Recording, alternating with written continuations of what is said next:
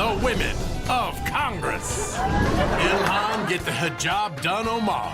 Yeah, I mean, this is the sort of thing that happens when people just don't really pay attention to the work that I do, but just want to criticize me. Obviously, my job as a federal legislator is to set policy for the nation. My job as a federal legislator is to set policy for the nation. Her saying it's all about the Benjamins, baby, was correct. The critique we have is that Ilhan Omar is not like some sort of anti-imperialist martyr. In every woman's wardrobe, there's an article of clothing that tells you more about its owner than they would want you to know. It might be a tank top with a built-in bra that she despises but wears without complaint. Perhaps it's some lingerie that she knows isn't hers but refuses to discuss. Or a dress she once loved that she can no longer bear to look at. Yes, you can learn a lot about women from what they choose to wear on their big day. And you can learn even more about what they choose to take off and who they take it off for. Ilhan Omar has just been booted from the House Foreign Affairs Committee. When she was stripped of her committee assignment, she said this is not just about, attacking a woman of color. It's about silencing the voices of the people of Africa. So this is like her version of Fauci saying, I am the science. She's saying, I am Mama Africa. And she is not necessarily very well liked in her district by Somali-Americans. She is hated by Ethiopians, Ethiopian Americans, Eritreans, because she has been a force for advancing U.S. imperialism on the Horn of Africa. And if the Democrats had somehow won in Congress, she would have been vice chair of the House Foreign Affairs Committee, and that would have been the nightmare for many people from Africa who she claims to represent. Let's get into why. This is an article at the Gray Zone we published by Ann Garrison, who's our friend who contributes to the Black Agenda Report and also hosts a show at Pacifica. And it's about how Ilhan Omar was actually booed at a concert, a Somali-American concert in Minneapolis Somali community on Somali Independence Day. So basically, Minneapolis is a bastion of the Somali-American community. That's her district, the 5th congressional district in Minnesota. It's a completely blue district, and yet this is how she was treated when she appeared at the concert. Everyone in the audience is Somali.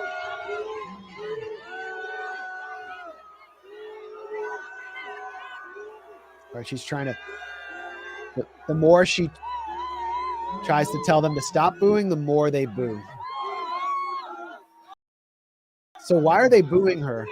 Well, there are a number of reasons. One is that she's not present in her district very often, and that community is more conservative than she is on social issues. She's gotten close to the squad and advanced a lot of their positions on trans issues, for example, that aren't popular there. But there are also a group of activists that bought tickets to the concert, went to the front row, and made plans to boo her because of her performance on the Foreign Affairs Committee. And, let's start with her relationship with Paul Kagame, the authoritarian dictator of Rwanda, which is backed by the U.S. and Israel. And Ilhan Omar actually voted against a House resolution to call on Kagame to release Paul Rusesabagina. Who is that? That's the guy that who is the subject of Hotel Rwanda, right? He is a famous dissident figure in Rwanda. She voted against it, and here's her hanging out with Paul Kagame. Ilhan Omar. Well, she's hanging out with his wife, and she made a trip to Rwanda. Rwanda has been a major force, by the way, in advancing U.S. interventionism in Ethiopia to remove the Ethiopian government. They've been supportive of the TPLF and arming that force. Now, here's Ilhan Omar with Dr. Tedros Adhanom Ghebreyesus, who is the head of the World Health Organization. He's the Secretary General, which is a group that exists under the auspices of the United Nations. And this is significant because Tedros also is the leading figure of the TPLF, the Tigrayan People's Liberation Front, which has been fighting an offensive war to take over Ethiopia and was for many years a U.S. proxy that was used to advance U.S. imperialism in Somalia. So that's really important to understand. She's meeting with him. Do you really think they're talking about, COVID and healthcare? No, he's talking to her because he's lobbying for the TPLF because she sat at the time in an important position on the House Foreign Affairs Committee. And you can look at Tedros's Twitter account. It's just nonstop lobbying for regime change in Ethiopia, which is a total violation of his remit at the World Health Organization. This is a UN official lobbying for a regime change war. Disgusting. Now, on many occasions, Ilhan has asked the State Department for legal determinations as to whether the Ethiopian government is guilty of atrocities. In other words, these are illegal determinations because she is assuming that the U.S. has the right to rule that international crimes like genocide, crimes against humanity, have been committed and action must be taken, as we saw in Libya and Syria. The same sort of determinations were sought to create the basis for U.S. intervention. That's what she was doing in Ethiopia. Only the UN Security Council can do that. The U.S. can't do that. You can see she questioned the Assistant Secretary of State for African Affairs for a legal determination. And then she called for a carrot and stick approach against Ethiopia. She calls for sanctions. She's calling for the bullying of Ethiopia and Eritrea through a House resolution. And this is a key reason why she is despised by Ethiopians and Eritreans. But here's a more lesser known action that Ilhan Omar is engaged in relation to her home country of Somalia, her family's home country. She quote tweeted in December 2021, a State Department threat to take action against Somalia if it did not hold early elections to remove its president, Farmaajo. Okay.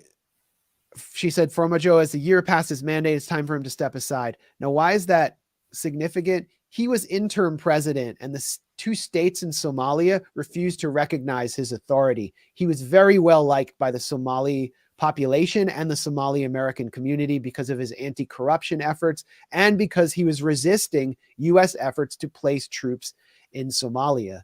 He was fighting to establish a direct one-person electoral process so they could have legitimate elections and break the instability that was caused by these parliamentary elections.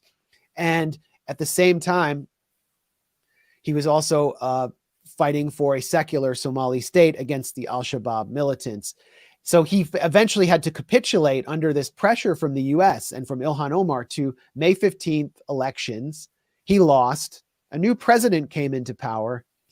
And guess what happened next? Biden sent troops to Somalia because the new president was an imperial tool, was less resistant than Farmaajo. So here's the kicker, is that after the new president came into power in Somalia, a political operator named Ahmed Hersi took to Facebook to welcome the new president, Somalia, Hassan Sheikh Mohamud, and to announce that he was going to be working with him to implement his political agenda. Here he is, Ahmed Hersi with President Mohamud. Who is Ahmed Hersi? This is the first husband of Ilhan Omar, who divorced her after walking in on her and her aide in pajamas together as they were having an affair. That's her new husband. So her saying it's all about the Benjamin's baby was correct. Basically, Ilhan Omar played a role in bringing this president to the right in power, and then someone who is very close to her goes to work for him.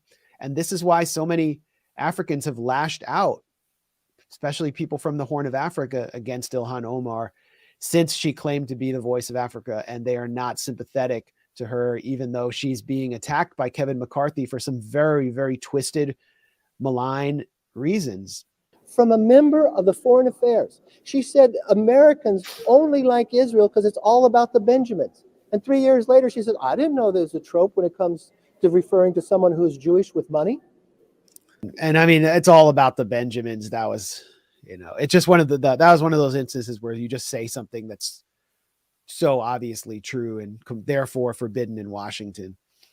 If it wasn't all about the Benjamins, this wouldn't have happened, because the Benjamins are fueling Kevin McCarthy and so many other people who sit on that committee, their careers. Aaron. Yeah, I mean, what she said was right. It was 100% true. I mean, AIPAC brags about how much influence it has and how much money it raises to exert that influence. So her saying it's all about the Benjamins, baby, was correct. I think the critique we have is that Ilhan Omar is not like some sort of anti-imperialist martyr on so many policies. She's in line with the Republicans like Kevin McCarthy, for example, in funding every single time for the funding bills on the proxy war in Ukraine. And also, and you pointed this out, Max, that the way Democrats are responding, instead of defending Ilhan Omar's critiques of Israel, they're trying to make this about identity politics and saying that they're targeting her because she's a woman of color. And I'm sure for some Republicans, you could make that case that they're driven by racial animus and animus towards her as a Muslim woman who wears the hijab. But this comes from her criticism of Israel. That's what the comment that got her in trouble was about. And Democrats, in defending her for being ousted, are not trying to defend her for a comment about that. Are not trying to point out that that's why she's being targeted. Yeah. And they're playing perfectly into the hands of the Republicans by taking this line that this is just about a woman of color being targeted. This is not necessarily about targeting a woman of color.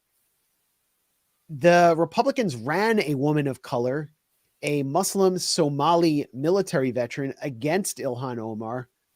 She lost in her congressional election, who was a hijabi. So the Republicans like women of color if they do what they want. They like men of color, like Clarence Thomas, if they do what they want. Most people of color don't generally do what the Republicans want. But this isn't about that. This is about the Benjamins. That's what this whole thing is about. It's about the Israel lobby and its power in American life. And they don't want to talk about that. So it's a complicated scenario, and it really should help illuminate how anti-imperialists view the House Foreign Affairs Committee and view these kinds of episodes that are so fraught with identity politics and have much more complex issues behind them.